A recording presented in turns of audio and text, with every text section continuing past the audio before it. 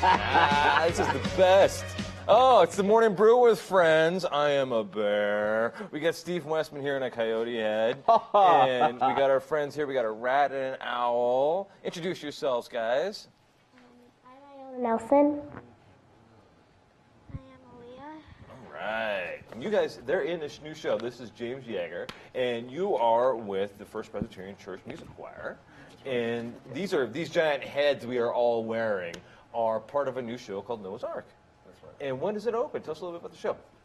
April 19th, 5:30 in the evening at First Presbyterian Church, which is on the corner of Martin Luther King Drive and Locust, or Silver and Elm. It's that block. Right there downtown. It's a very old church. We were built 60 years ago on that site, but the church goes back to the time of Manal, and he founded the church in 1875. I mean, all after the school and everything Exactly, else, of right. course. Yeah. Well, tell us a little bit about the show. I know this is fun. It's Easter, it's springtime, Yeah. it's the time we start thinking about a lot of this great stuff, right? Right. Well, the show, it's actually a Chester miracle play, which is a medieval play that Benjamin Britten, a British composer, set to music in 1958. So it's more of an operetta than it actually is more of a theater performance, right? Well, it is a theater performance, and it actually is completely sung. Mm-hmm. And the most interesting thing about it is that it's populated primarily by children. Excellent. Now, there are two professional actors, Edmund Connolly and Sarah Weiler, who are playing the role of Mr. and Mrs. Noah. But other than that, everybody in the casting. Did these young ladies sing here? In fact, yes. Iona and the owl down there, she actually plays the part of Mrs. Sem. There are 3 children who are the daughters and 3 children who are the sons of Noah. And so It's an important part. Yeah. Did you pick the owl head to wear, or did they just give you the owl head this morning? I picked the owl head. Yeah. Why'd you like the owl head? I just like owls. Yeah? Yeah. Because they're big birds of prey, or because they're silent, they live at night? They're really pretty, and I think they're really cool. Excellent. And why did you pick the rat head? Purple? It matches your shirt. Why do you think Steve picked the coyote head? Don't even go there. Because I couldn't wear the green monkey. Right. The green monkey's pretty awesome. I love the red bear. I think, does the bear have a name?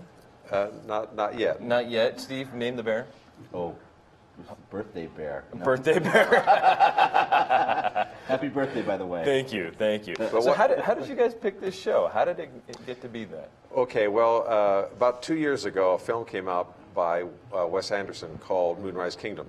Oh, I know the film, yeah. And after the film aired, or it was shown, I heard an interview on radio, and he was talking about the film. And the interviewer said, "Why did you put this music of Benjamin Britten in the film?" And in fact, a portion of the operetta is in the film.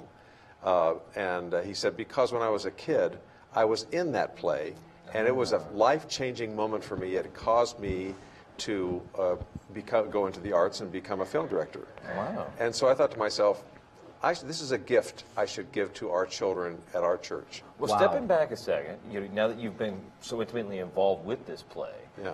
What do you see that in this? Is it something more than your regular operetta? Is there something more to it that kind of inspires people to become artists that way? Benjamin Britten wrote the piece because he wanted to provide a vehicle for music that would be available to children. Mm-hmm.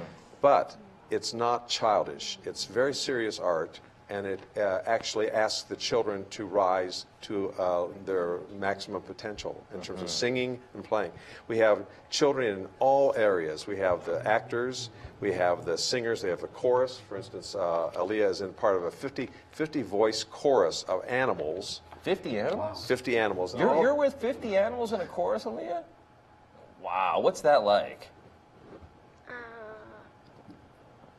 Is that just fun to be with 49 other animals in a chorus? And these masks are an interesting little side note.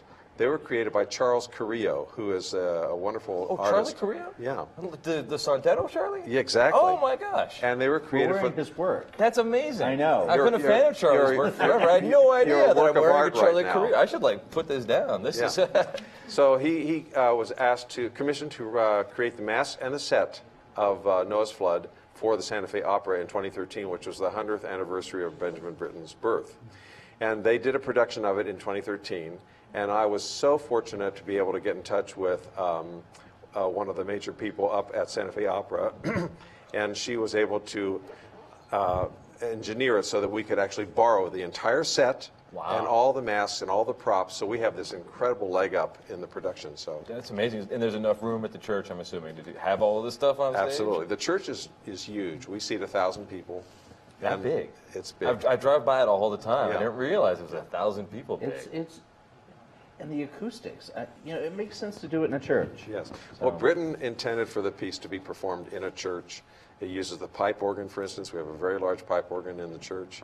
It uses the acoustics, the architecture, so that the play is done in the context of that environment. Very cool. So how hard is it to work with 50 children to do this? I love it. It's so Yeah? much fun. That's cool. They bring great enthusiasm to everything I do.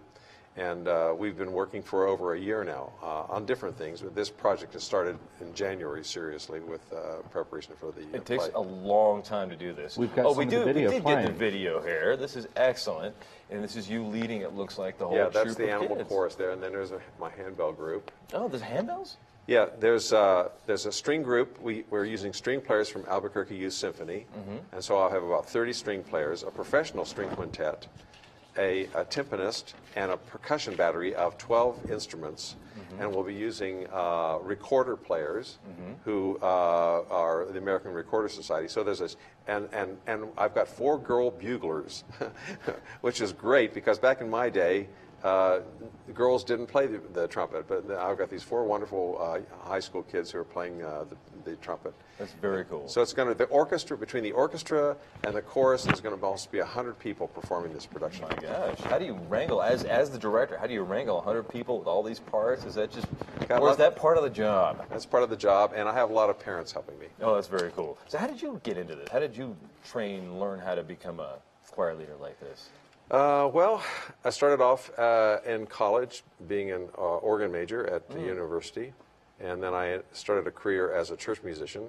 And then later on, I got a job teaching at a Catholic seminary for 25 years, which I just retired from in Ohio. And now I'm here part-time at the church, but it's turning into a little bit more than that. It sounds like it with this large of a group of kids. It Jumps is. right It's in. great. Yeah. Literally. So Steve, have you seen the show yet?